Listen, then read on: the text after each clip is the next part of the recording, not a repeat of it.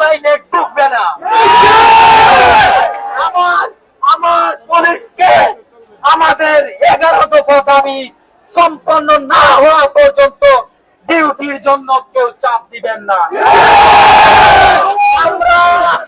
আমরা অনেক গোলামি করেছি, এই গোলামির দিন শেষ।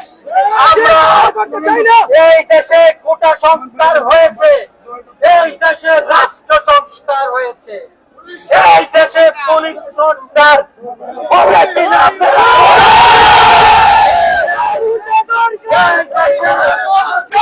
এই দেশে কারো চামচামি করতে আসি নাই। আমরা আত্মসম্মান নিয়ে বেঁচে থাকতে চাই। এমন কাজ, এমন দুঃসাহসিকতা দেখানোর চেষ্টা করবেন না। এই দাবি আমাদের অস্তিত্বের। আমি তামিম গত 5 তারিখে যখন কোতোয়ালি থানায় হামলা হয়, হামলার শেষে যখন আমি লামাবাজার দিয়ে আসি, লামাবাজার বাড়িতে আমার মোটরসাইকেল এবং আমার শরীরে পেট্রোল ঢেলে দেয় দুর্বৃত্তরা। এছাড়াও আমার পুলিশের গায়ে অতর্কিত ভাবে হামলা করা হয়েছে। আমি তামিম কোন রকম বারবার সিনিয়র অফিসারদেরকে জিজ্ঞেস করছি, কল দিচ্ছি, এরা আমাদের কোন রেসপন্স করে না। আমরা অভিভাবক মানবো, তারা এখন আইজিবি সেজে এসে আমাদেরকে বলে ঘটনাস্থলে হাজির হওয়ার জন্য। পরিকল্পিত হত্যা করা হয়েছে। তারা আগেই জানতো, জানার কারণে তারা সেনানিবাসে আশ্রয় নিয়েছে। আমাদেরকে তারা অস্ত্রের মুখে, আমাদের মৃত্যুর মুখে ঢেলে দিয়েছে। আমাদের অস্তিত্বের লড়াই। আমরা আজকে পুলিশ বাহিনী, ছাত্র জনতা সবার কাছে কুলসিত এই ধরনের চাটুকারদের জন্য।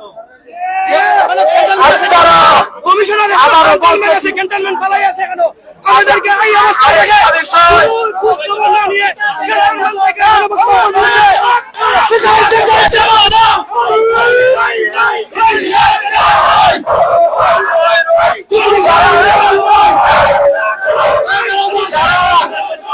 যারা আমাদের দাবি 11 দফা দাবি রাজারবাগের সাথে সম্পৃক্ত রেখে আমরা আজ থেকে আনুষ্ঠানিকভাবে কর্মবিরতি ঘোষণা করি।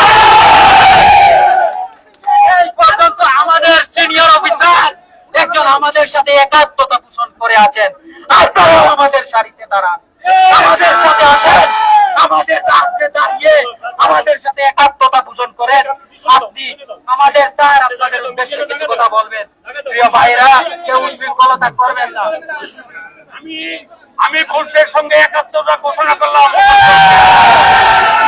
আমি এই দাবিতে আছি, তাদের সঙ্গে আছি এবং থাকবো। যেখানে আছে ওখানেই যাবো, আল্লাহর রহমতে। আলহামদুলিল্লাহ।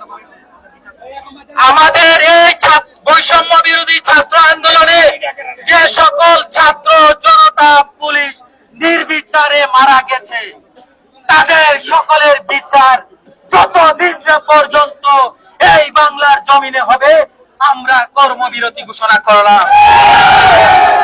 অনুষ্ঠানে যারা আছে তারা আমাদেরকে ডিউটি শোনার কারণে আজকে এই অনুষ্ঠান শুরু হয়েছে। এই সিচুয়েশনে কেন তারা আমাদেরকে ডিউটি শোনায়? আমরা এই ডিউটি করবো না, কর্মবিরতি ঘোষণা করছি। যতক্ষণ পর্যন্ত 11 দফা দাবি না মানবে আমরা কেউ পোশাক রাখবো না।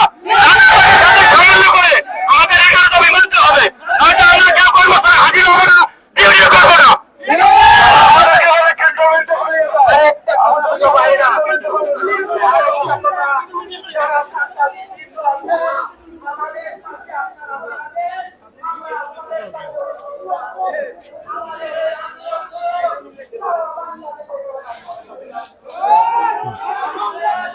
দর্শক, যে দেখাচ্ছিলাম যে আজকে সিলেটের যে পুলিশ লাইন, সেই পুলিশ লাইনে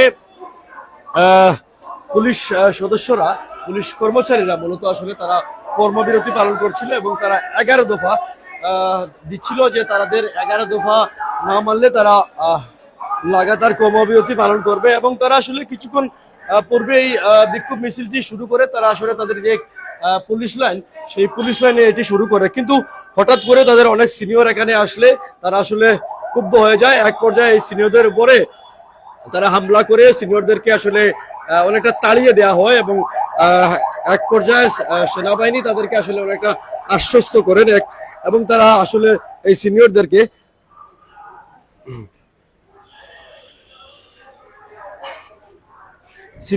আসলে অনেকটা ছেড়ে দেয়। না হলে আসলে এখানে একটি ভয়াবহ অবস্থা শুরু হয়ে যেত। আমরা দেখেছি এত বেশি ক্ষুব্ধ এই কর্মচারীরা আসলে বলার ভাষা নেই। এবং যে আজকে যে তারা বিক্ষোভ কর্মসূচি বা তাদের যে আসলে কর্মবিরতিতে আসলে তারা মিছিল করছিল, বিক্ষোভ করছিল, মোটামুটি শান্তিপূর্ণভাবেই তারা আসলে এটি করছিল। কিন্তু হঠাৎ করে যেহেতু সিনিয়র কর্মকর্তারা এখানে আসেন এবং তারা সিনিয়র কর্মকর্তাদের